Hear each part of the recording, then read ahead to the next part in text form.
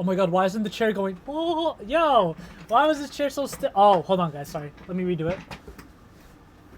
Ready? Oh, there you go, midgets. Welcome to another. Oh, I hate farts. Get a whiff, guys. Who would I be without humor? I would be dildo in the wind. I don't know. What did they say? Feather in the wind. Sorry, guys, not dildo in the wind.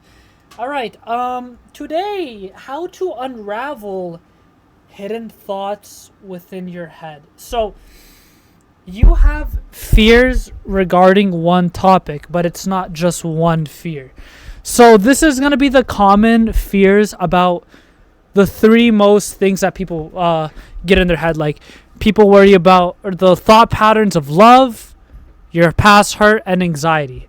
So, we're going to start with hurt.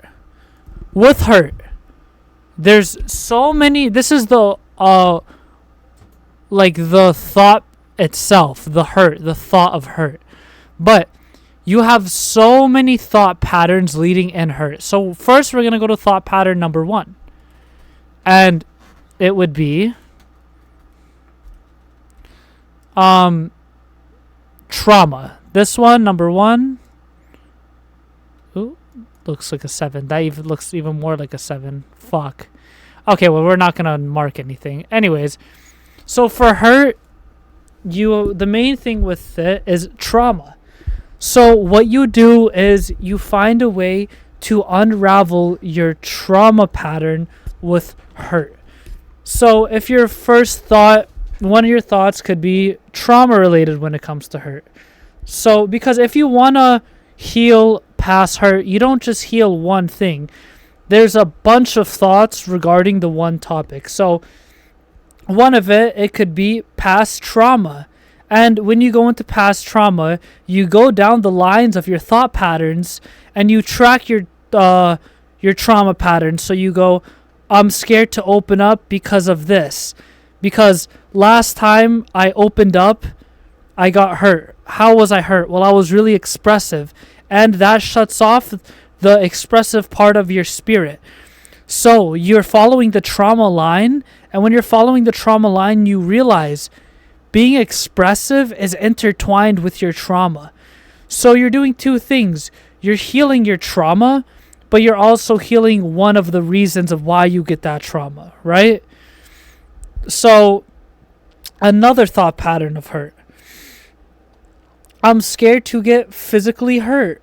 So hurt and trauma, I would say, are like kind of this one thing. I'm scared to get hurt. And maybe now your next one, it's not trauma that you're scared of. You're scared of the new possibility. Oh, I'm about to get into a relationship for the first time ever.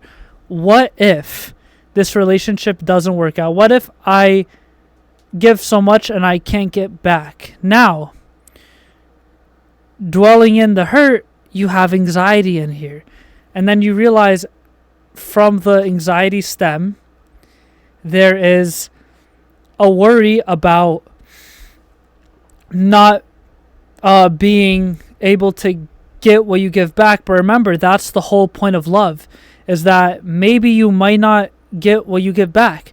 So what you do is, in the hurt category, you slowly chip away at things that is entangled with hurt. So you get one hurt out of the way, right? I've been hurt when my family member exposed one of my secrets. So this is this. So this is the thought pattern of I'm scared that I'm hurt because my family member exposed one of my secrets. But if you notice, this thought pattern is going with another one. So with you being scared that it's gonna of that, now you're scared to open up again because you don't want. If your family member could do it, then why wouldn't someone else? And then once you start to heal that, you're healing both worries, right? You're healing the hurt that your family stabbed you in the back, and you're also healing the worry that it could happen again. Because You're giving yourself the okay that that's the point of love, that it could possibly happen again. And what you're doing each time, little do you realize, everything is entangled. And when you break one down, you break another down. And then so on and so on. But remember, worries and all this they could keep adding on. Like, that's the whole point of life. When you heal trauma, it's God saying, okay, you're ready to grow. Part of growing is getting more trauma, right? Like, that's just growing up, right? Trauma is always there. So boom. You know what I mean? So with her, that's one of them. Like, that's one of the thought patterns. Now, love. Same thing with love. Everything fear-based is usually trauma-based. But same thing with love. I want to open up. But I'm scared that when I open up, I'm going to get... they're not going to love me like I love them. See, this is that thought. This is that trauma, that fear. And this is, I'm scared to open up. So when you realize, again, like, it's okay when you love, that's the point of, like, that's the point. It's risks. It's high risk, high reward, right? It breaks a couple more patterns, right? And the thing with love, guys, it's like, you have so much things around it. And I mean, you might think, you also might have the thought pattern, what is love? I don't know what love is. Well, I know love is patient, love is kind. Right? So boom. This, I don't know what love is, that thought pattern is swiped away. Right? And then you go, well, I had a past relationship, it wasn't patient, it wasn't kind. That's a second thought pattern that was intertwined with it, but you didn't know.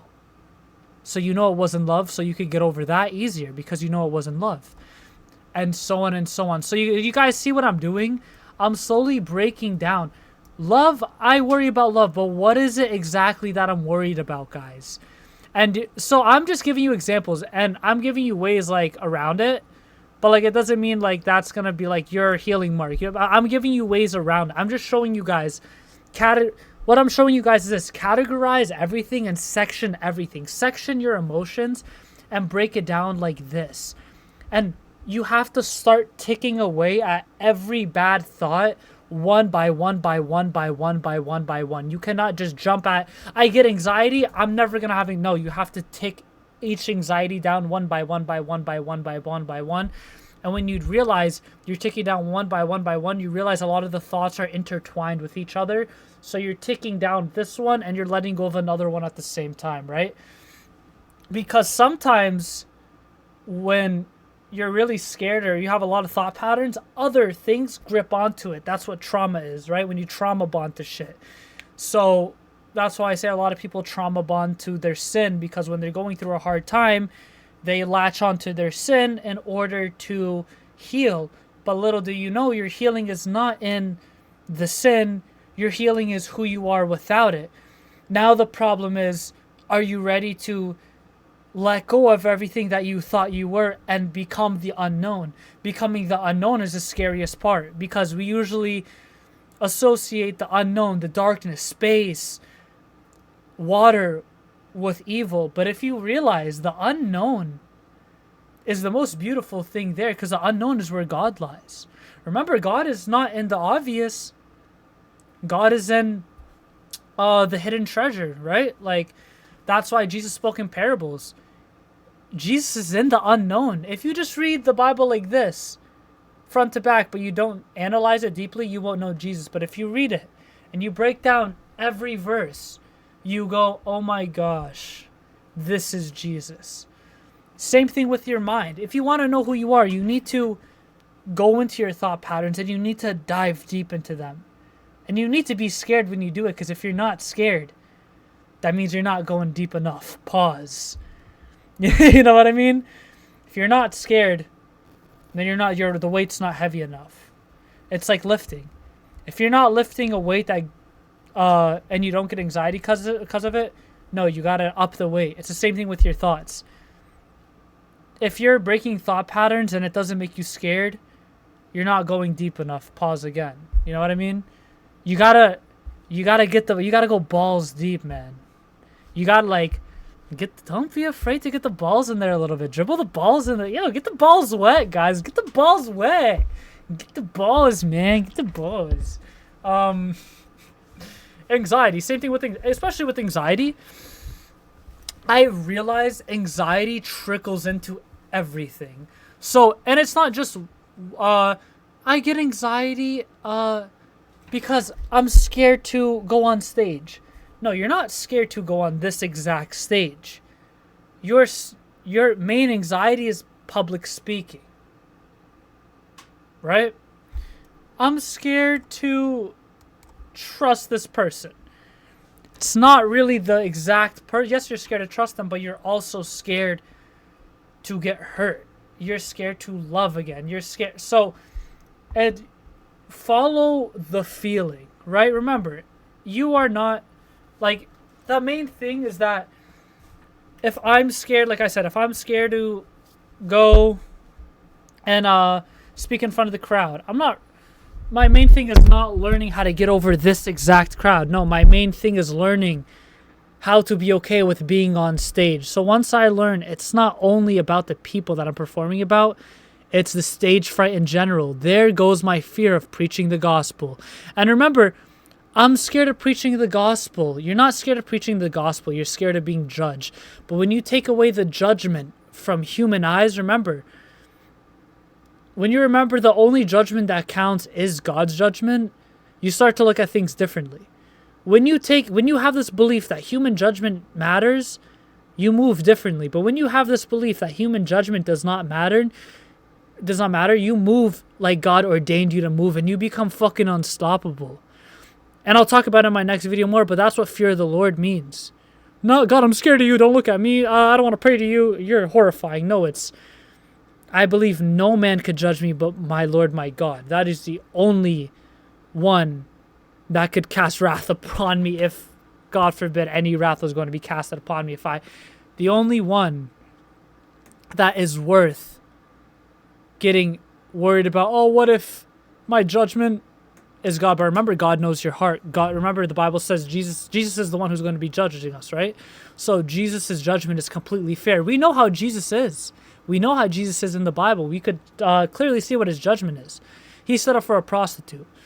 So fear about, I'm scared of human judgment. Then a bunch of anxiety start to fear. The fear of being judged, right? You see how this fear is integral. This right here is the fear of being judged. And this is the fear of preaching the gospel. When you break the fear of being judged, you break the fear of preaching the gospel and all this good stuff. And everything starts to diminish. So you see, guys, how everything is intertwined emotionally. I know a lot of, this video was kind of all over the place, but, hopefully you guys get the main, the oomph, you know what I'm saying? The main oomph, you know?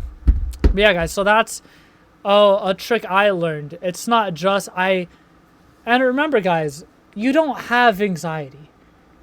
You get thoughts that make you worried. You are not the anxiety. Remember, the most powerful sentence, I am. I am. That's why I always said in my videos, everything stems from the I am belief.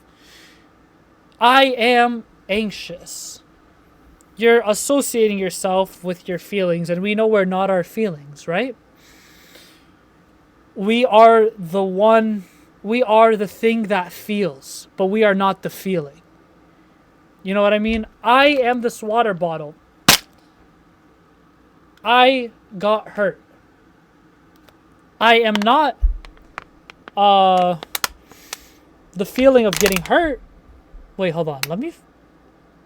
What did I say? I said you are not your feeling. But you are the one who feels it. Yes. I am not me getting hit.